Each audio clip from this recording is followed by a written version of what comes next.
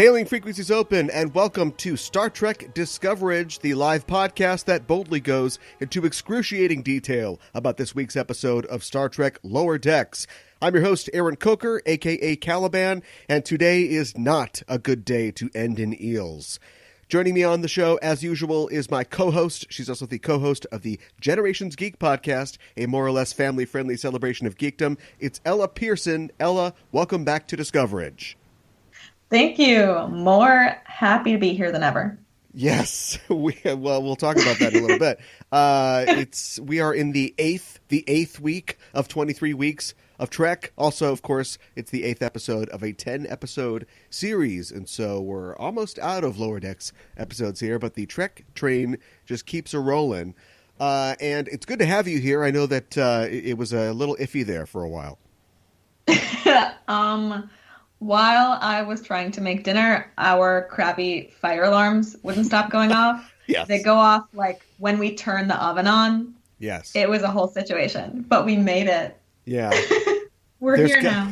This is probably a bad idea, but it'd be safer than everybody just pulling the batteries out, which is what everybody does. I mean, I did. That's what I did. Yeah, but what if they had settings? What if you lived in a low fire risk house, medium risk, high risk, and you can just set it like that? Because I don't want it to go off when I'm just trying to make some ramen or something like that. But that's what you tend to get. If this helps, the day we moved in, the first time I turned the oven on, it was preheating, and the fire alarm went off. Nothing in the oven. Yep.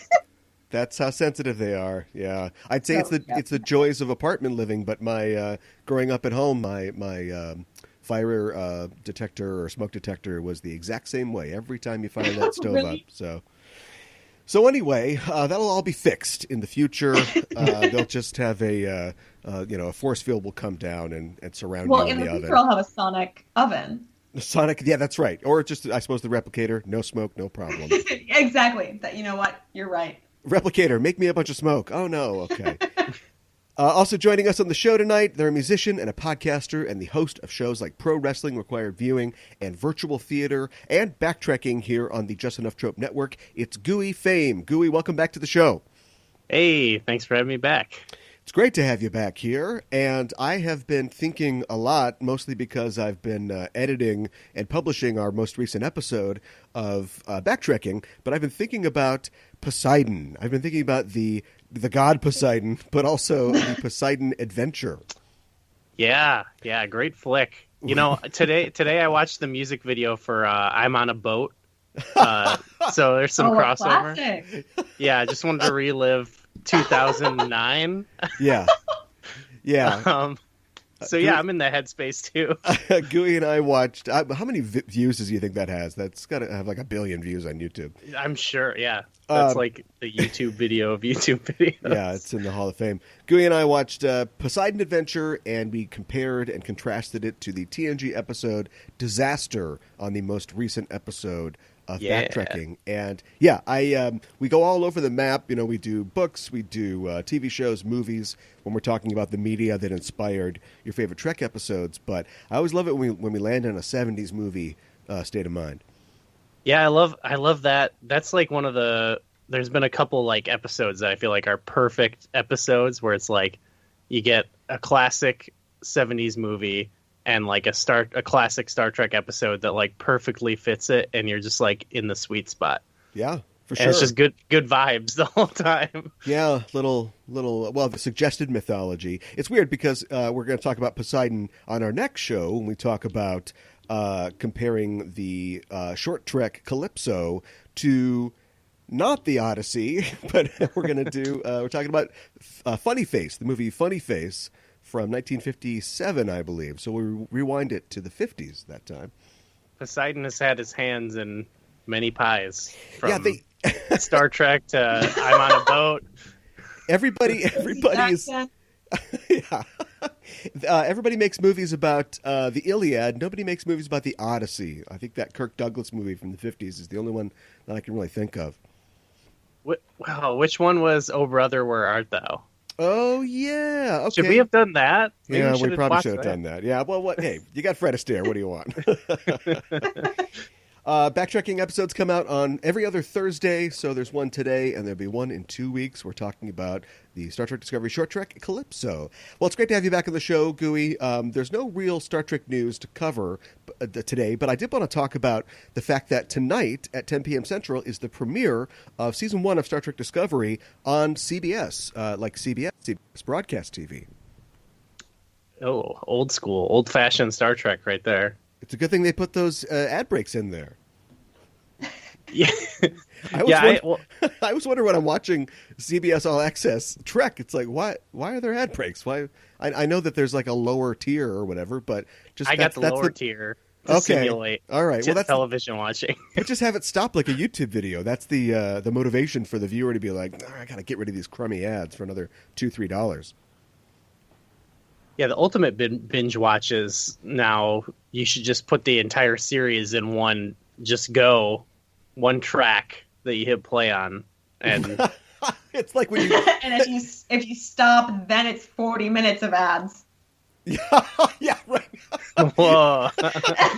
It's like those albums that they have on YouTube where it's like you want to listen to album tracks, but it's just like one solid album. And it's like, well, I want to click around to like that one song I like, but yeah. And that you get to simulate. Old school, like you have a tape and you got to rewind, fast forward, try to find your spot. Tapes. Let's explain tapes to Ella. I know what tapes are. Okay. All right. Well, anyway, I just think that's kind of exciting. We're 3.5 years, or maybe no, 3 years out from the premiere of Discovery, and I don't know if there's any holdouts still. Who it's just literally a question of access, or I ain't paying for my Star Trek, but hopefully a bunch of new viewers and possibly new fans will get to watch Star Trek Discovery. I think it's definitely possible, that there are people out there who could be like, okay, I'll watch this now. Fingers crossed. I want to see the center portion of the Venn diagram of people who are the aforementioned, I won't pay for Star Trek, but who will also like Star Trek Discovery. I think that even watch it. Yeah, I think that connection might not be in the circles, but if it is, I'd like to meet that person. Might scoop up new fans, maybe. Possibly. I think that's possible. Like, oh, Star Trek. I've always wanted to check out Star Trek. This is Star Trek? Okay. Yeah. And it's like it's not like a sequel, or it's not. I don't have to know who Cisco is or whatever. Okay, let's check this out. So hopefully that will be a thing. Well, we've just watched the 8th episode of the series Lower Decks, an episode called Veritas, and we're here to talk all about it. But first, as always, a warning. We're setting a course for the Spoiler Zone listeners, so be warned. We're glad you've decided to join us, but if you haven't seen the episode, spoilers are incoming. The official synopsis for Veritas is, Mariner, Boimler, Tendi, and Rutherford are caught off guard when certain aliens force them to testify about a series of apparently unrelated events. The episode was written by Garrick Bernard, and it was directed by Kim Arndt. There's no stardate given in the episode, and this is the last of 12 episodes now, I think we're up to, in Star Trek that have their titles derived from Latin. I think the last time that we updated this list, it was Et in Arcadia Ego, Part 1 and 2 from Picard, but of course it's a long tradition of naming episodes after Latin allusions or just Latin words. And I think we were talking before we heated the mics up about how we don't have titles often, like until the day of the release. And it could be just they're trying to give us, the most bang for our buck. But I kind of get the feeling they maybe title these long after they're written sometimes. I mean, I guess you could just say, all right, we got it. Number 8, Veritas. Great. But Veritas seems like, I don't know, it just seems like kind of a Veritas. What's a Latin word? Yeah. Yeah. It means truth, and they're being told to tell the truth in a court of law, but not. This is a comedy show. I want a fun pun name or something, Yeah, right. Or just like, if you're going to reference old Trek, why not just rework old Trek titles? Do you know what I mean? Oh yeah, that'd be there. Yeah, there's plenty of like trial episodes, right? Yeah, that you could draw from. The measure of a map. There you go. It's a trial episode. Oh my god! But you did it. Yeah, easy. That took me 10 seconds. They name those episodes in 5 though. So the big guest star in this episode is John Delancey, who appears, of course, as Q. He is the first actor to reprise his character from a previous Star Trek series on Lower Decks, and of course, he's been on many series. Klar in this episode is played by Kurtwood Smith, who is no stranger, of course, to Trek. He played the Federation president in Star Trek VI. Ironically, this episode is heavily based off of the trial scene from Star Trek VI, and he played Thrax in Deep Space Nine, and of course he played the role of Anorax in the Star Trek Voyager 4th season 2-parter Year of Hell. Just a legend. Yeah, he is. I found out today that he is from Wisconsin, so it's it's directed casting, for that 70s show for sure. And Kenneth Mitchell appears on the episode, or is heard in the episode as the character. His name is Tweerk. I'm not sure if they ever say it during the episode, but it's like twerk, but Tweerk. And of course, he has been seen on Star Trek Discovery. I'm trying to remember his character's name. Cole? I want to say yes. I believe so. And he's also played, Cole. And he's played Cole Shaw and the Timekeeper, and he's like the go-to Klingon guy on the show. What did you guys think about Veritas? You go first. Yeah, go ahead. Yeah, I thought it was pretty fun, I guess. I've been absent the other shows, but overall, my take on the show so far is that it's been pretty enjoyable. Like they're bite-sized cartoon episodes, so yeah, even when they don't fully hit, I'm still having a pretty decent time. So yeah, I got a couple laughs out of it. The story was, fun enough. I feel like it could have been a little bit more solid, but overall it was a pretty decent time. Ella, what about you? I definitely liked it. I feel like we land on that every week. We're always like, we liked it. It was super enjoyable. But this episode, I liked it. I also inexplicably laughed more during this, like had to pause it to laugh. Oh. And I don't know why. It was this episode that got me. Yeah. There was a couple good jokes, good standout jokes, I think. I doubt that what you think the good standout jokes are is what I was. Oh, okay.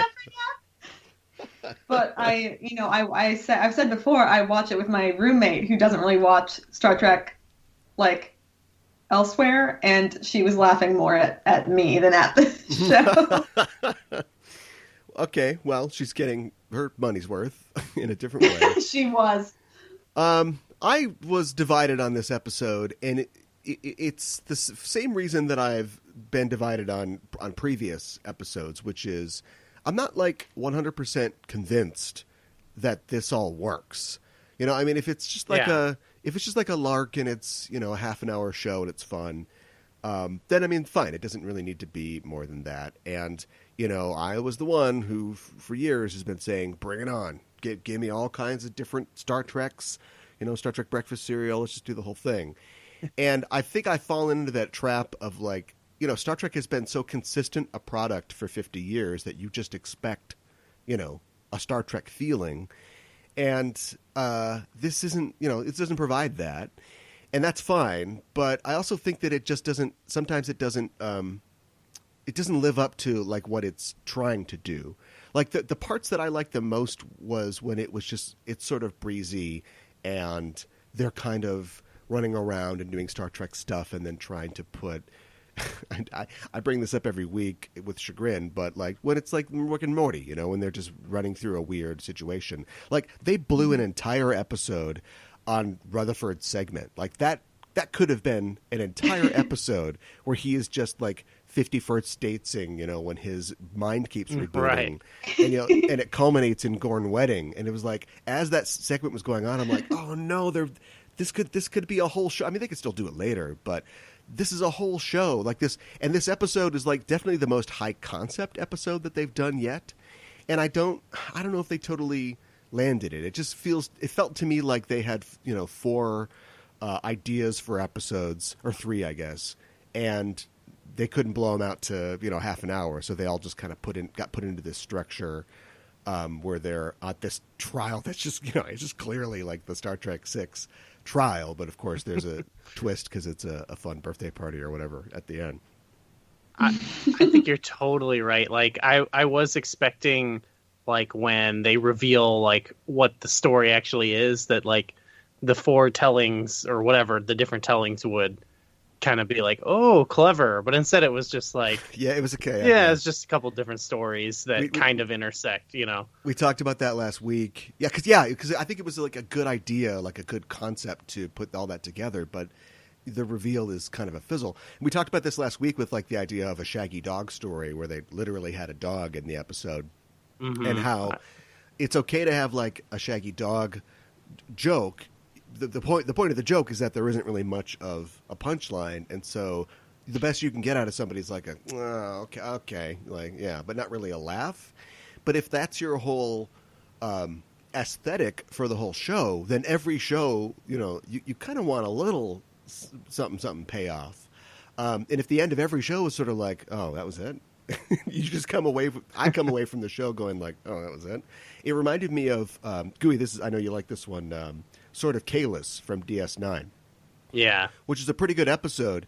And usually, like, at the end of a Trek episode, there's like, yeah, we learned a lesson here. Or like, oh boy, we didn't learn a lesson and things are bad.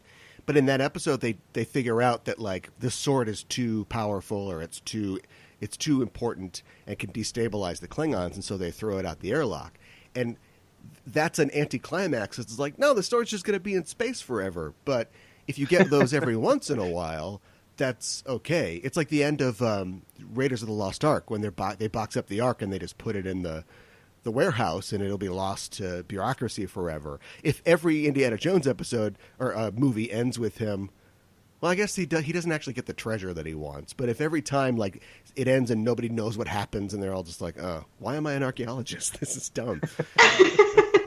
It's you can't, and not everything can be anticlimax. Yeah.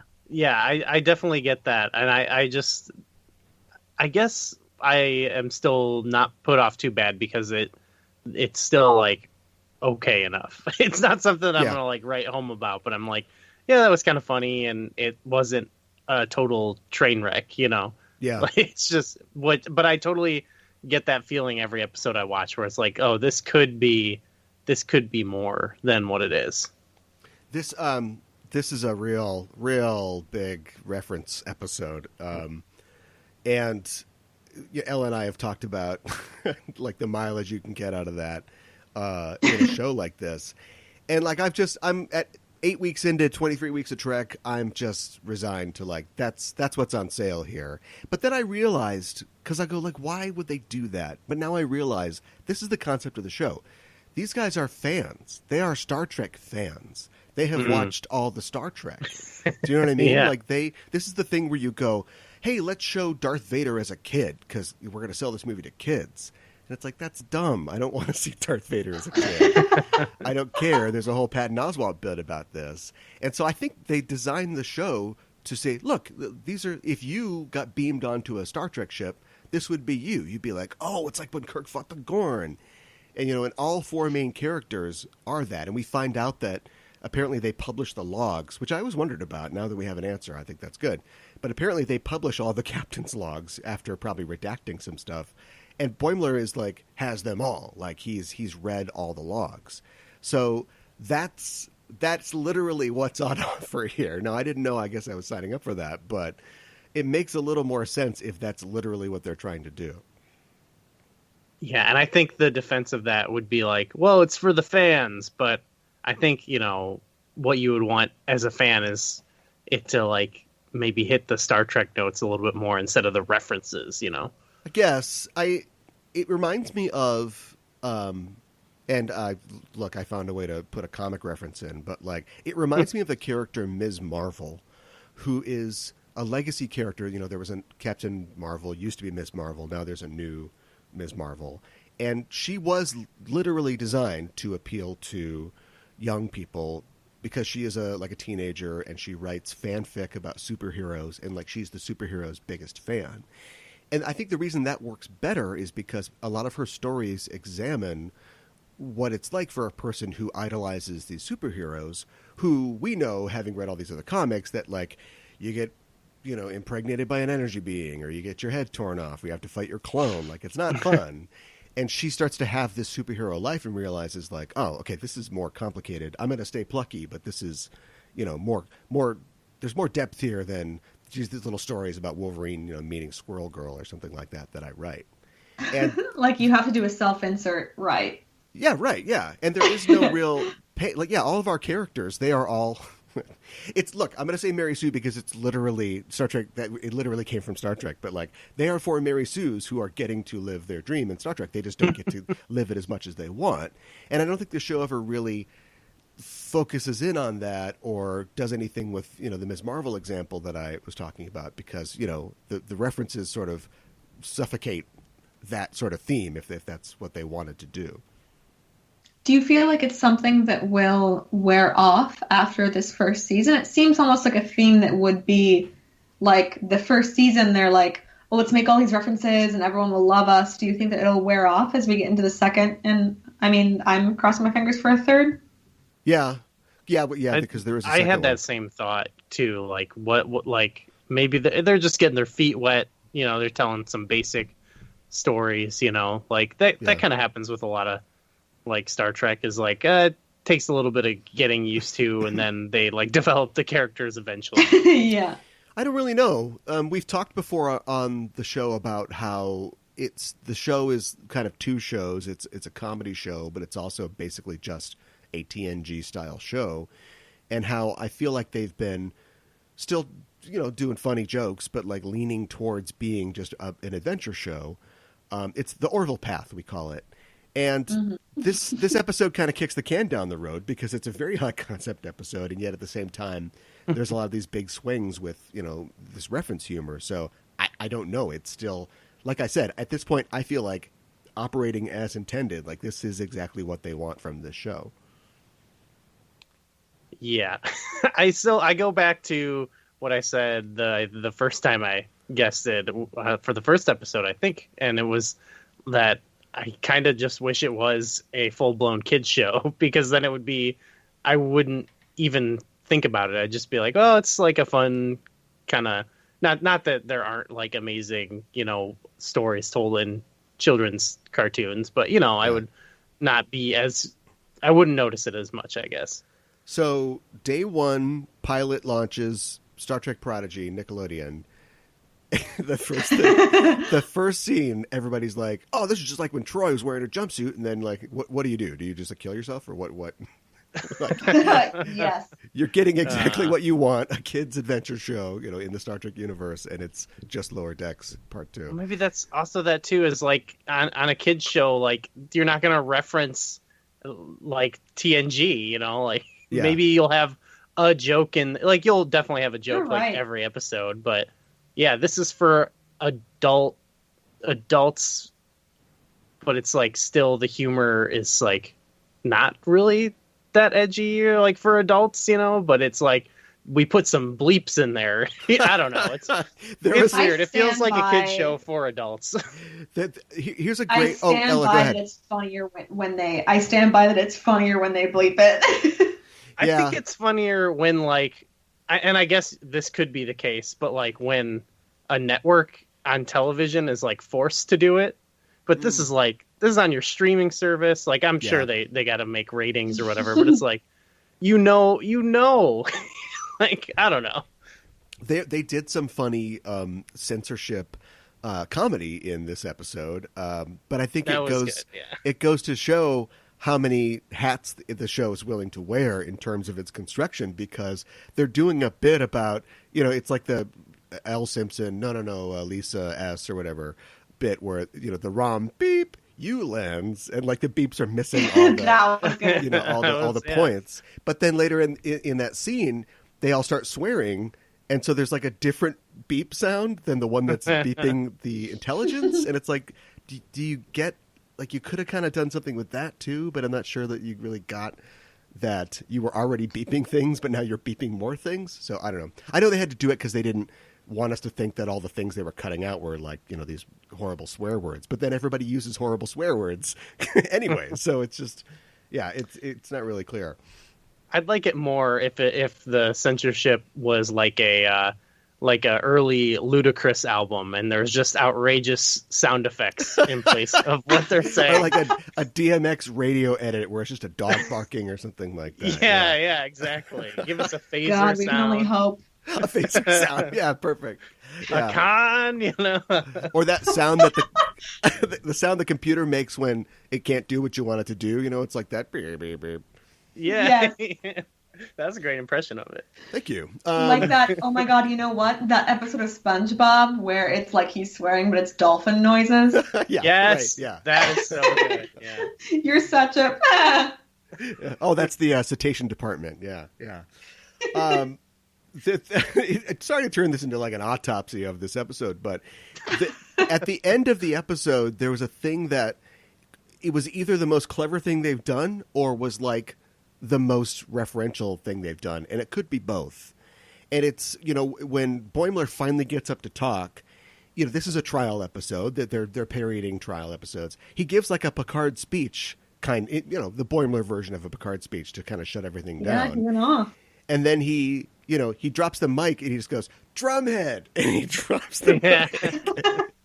And I'm like, are they just referencing? This is where they get in trouble with the reference humor. Are they just referencing Drumhead, or is he just screaming out Drumhead because he just did a drumhead on them, like the way that Picard, from the stand, like breaks down Admiral Settee and stops like the Inquisition, But they've cried so much wolf with the references. I can't tell if it's just a cheap reference or if it was like a clever addition to what was going on.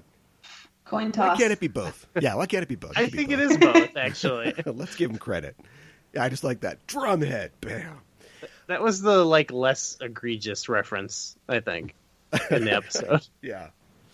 Let's see. What else? Anything that you guys wanted to talk about specifically? We're not done. I've been dominating the conversation. God, do you want to know what made me why I had to pause the episode to laugh? Yeah, tell us. Yeah. Yes. At the very beginning, when he's like, "This is the horn of candor, and you can only speak truth into it," and then Rutherford just goes, "Happy to be here." That was a pretty good one. I can't explain why. Yeah, well, there are some of those little moments that sometimes they can totally miss and be make you roll your eyes, but I had a similar feeling when he was distracting the guy, and he's like, "Now you're distracting me." Or I can't even remember what he said, but it was he's just plainly stating what's happening to him. Yeah, right. Or the bit God. where they're the scanning bit. I just love stupid things like that where. And it's not even because the construction is that she's trying to confess, but they keep scanning. But you didn't even need that. And it's like, oh, they're scanning. Oh, they're scanning. Okay, they're done scanning. Okay. Oh my God, they're scanning. It just seemed like a real Adult Swim show type bit to me. Which it goes on for a little too long. Yeah, and so exactly. Yeah, right. A little funnier. Perfect. Yeah. Did somebody use the word "peen" on the show? I missed that. Okay, I'll have to look up the script. But the scanning. I also like that they had the 4 Romulan ships. Yeah, they're all. Yeah. I love that configuration. When Shaq said something about he was like, "Oh, you really got Spock and Spock over there." Yeah, right. I don't know why. That was pretty funny. I want to see that full length Rutherford episode so bad. I like when he's finally at the Gorn wedding and then he's like, "Get me out of here, implant!" Like the implant is the thing that's rescued him from all these situations. But, it's the Gorn wedding again. Yeah, he's just back at the Gorn wedding. That's pretty good. What else? Go ahead. I would also watch a show about Ransom's commandos, and them just God, wouldn't we all? barely not screwing up jobs on different planets every week, and Tendy's apologizing to him. Like, oh, you're apologizing. You're playing some real effed up mind games. I love it. Oh yeah, and she apparently just can like kick ass really well. I guess. I guess you have to tell the truth, but I'm not sure that was stretching the truth. I expect that from Tendy, to be honest. He's like, oh no, what do I do? And then it's just like 5 seconds later, everyone's on the ground. That would be a great bit of lore to like come back. Is like now she is like a fighting champion. She's going to like whatever fighting tournament that Tasha and like Worf go to. Right, yeah. Yeah.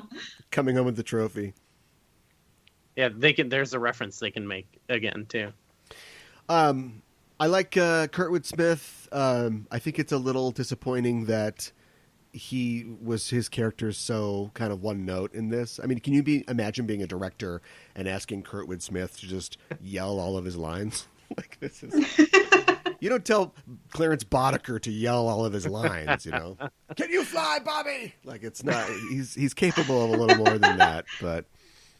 Yeah, especially, obviously outside of Star Trek, a total legend. And then but now he's also, like, this Star Trek legend, and it's like he come in and it's like, yeah, very one note. Has he ever had? Here's your hot take. Has he ever had like a really good Star Trek role? I mean, people are going to kill me because they love Year of Hell or whatever. Year of Hell. Yeah. I don't feel like Anorak's like does all that much, and he's not really good in the role. Yeah, he's good. He's just it's not like a real deep character. Like he loves his wife. Got it. And the Federation president, is like the cool. It's like that character that just leaves an impression but did nothing. He looks so cool, though. Yeah, you really want to know more about him, but you're never going to find anything else out about him. So that's a great point. But yeah, I mean, Star Trek legend just via having been there so long. He deserves a great role. Mustache and the hair, and yeah. He does deserve a great role. What if he played a season-long antagonist for Picard in Picard season 2 or something like that? Oh, he'd be a great foil, Patrick Stewart enemy. Yeah. Yeah, they always paired him up against old guys in the movies. Excuse me, except for First Contact, but it's like he's going up against F. Murray Abraham. Oh no, not F. Murray Abraham. He killed Mozart. He's going to kill you. Yeah, I'd like to see him duke it out with Patrick Stewart on a desert planet somewhere. Yeah, they're both 90 I years think that old. about most people. Dehydrated, tired. Yeah, I would watch. Yeah, definitely. Almost anyone. Anything else to say about the episode? I liked the first Q joke. I didn't like the second one as much. I guess if you got them, you got to use them, right? Yeah. I'm confused. Is that everything we get? Like, is that the Q scene we've been waiting for? I think so. Yeah. Took the L hard. Maybe they didn't. I bet they didn't know that they could get him. I bet that it was like iffy, because Q shows up. It's a Q episode. It's got a Q in the title, and you do a whole Q thing. And I think that would be great on Lower Decks. That would be great. Yeah. But yeah, I bet that they weren't. It was iffy, and then he was in, and so they just wrote some scenes for him. They probably wrote the joke, and then were like, well, maybe we should ask him. Oh, you think so? Yeah, because it is a very... I forgot the setup, but it's very Family Guy. Like, this was like the time we faced Q, and then... I'm positive Q has been on Family Guy. No. Yeah, there you go. He must have. I mean, I'm sure John Delancey as a voice actor has, but yeah, you just... Guy in a funny hat. I liked at least the concept of the bit though, because it made me think of whatever when he gives Riker the Q powers and they're on the weird planet where it's a war, but they're fighting like moblins from The Legend of Zelda, and they have muskets, but they're laser guns. More moblins. So I love the bit that they're like on a chessboard, but it's with the cards and there's hockey sticks. I was like, yeah, that's soccer ball. Yeah, that's a Q thing. They got to do a remember the guys from DS9 Move Along Home? the guy with the mullet and the Oh, face paint. Alamarain. Yeah, and they're playing. I can't remember what that game's called, but they're playing that big game. So you have like Boimler on the outside or something trying to play the game, and then Mariner and everybody else are in this like stupid, like crazy Alamarain game on the inside. Season 2. Yeah, I think that would be a good thing for that show, is to take like episodes that people think are stupid and make a whole episode out of them. It's like bar rescue for Star Trek episodes. Yeah, they tried it. Well, this is the inverse, but they tried it with like the Naked Time or whatever. We're like, let's do that one again. Yeah, and they this is a Easter egg for the fans, but however you feel about Miles O'Brien, they basically like enshrined him in Starfleet history or whatever. They kind of justified Threshold by having Gary or Chad or whatever the salamander's name was in the last episode. They're going around righting all the Star Trek wrongs. I'm grateful for the Miles O'Brien thing. Yeah, he deserved it. There was a Nemesis reference too. It's just so. It's funny because I would love to have an opportunity to accuse this show of being lazy and writing its jokes, but what do you do with the Remans? 2 Romulans walking around. Literally. Man, I hate Remans. Yeah, they're the worst. That was a very lazy joke. Shocked. But there's nothing else to say. Watch the movie. Yeah, right. Yeah. Them like, God, I hate Remans. What else do you say about Remans? I mean, Nothing. It's one of those jokes that's like it's so stupid that I kind of like it. Yeah, it works. That's what makes me laugh. It works. Yeah, well, 2 people I forced to watch Star Trek Nemesis. It was my pleasure. I loved every ad that I saw too, so it was worth it. Oh, no. Ella, anything else to say about the episode? I don't know. I feel like I'd rewatch it and decide if it was worth the literal amount of time I spent laughing. Yeah. Which maybe either way, it's a good sign. But happy to be here really got me. And then my roommate, and then like 90 seconds into me uncontrollably giggling, my roommate is like, that's you. That's what you would do. And I was like, oh no. So that's your character. I guess I'm Rutherford. Just happy to be here. You're like about to be murdered. Happy to be here. Did he turn the red alert sirens up? Or he was supposed to be turning them up, but then he just that would be me with the fire alarms today. Yeah, that was reverse. Even you could do that with Boimler and Mariner's story too. Like they're only 25 minutes. Like have an episode where for some reason or whatever Boimler sleeps in or oversleeps, and he wakes up and he thinks he's got the day off, and then he opens up his door and everybody's going crazy. It's a red alert, and the entire episode he's having to catch up on like what, and then you just pile on every single thing that's ever happened, to like an Enterprise or whatever. We've got aliens boarding the ship, and there's a creature sucking on the hull, and we've got a invisible imaginary friend stalking the children or something, and just every single thing that's ever been done. We've got to do a treaty. I will say every scene. Sorry, you saying that kind of reminded me of this. Every scene where they're in their bunks in the hallway, I'm so excited to watch. Yeah. I wish I could explain like definitively why. But it's just I think it's the excitement of seeing like the camaraderie, like where the ensigns sleep. There's a frisson that you get. You see that yeah, like it kind of makes sense that they don't have their own quarters. Yeah, I still find that weird. Like, where do they shower? Is there, or like go to the bathroom? It's I guess like the dorms. Yeah, it's like the dorms, I guess. Huh? What does a Star Trek shower caddy look like? How could you? They got little flip flops for the sonic shower. Yeah, They have a huge saucer. How could you have so many necessary crew that the saucer is full? Especially on ones that have, like, they brought families, you know? So it's like, yeah. Oh, sorry. Like, you got to get a bunk because We Timmy lost had to come on board, both too. the preschool and the kindergarten. Yeah, right.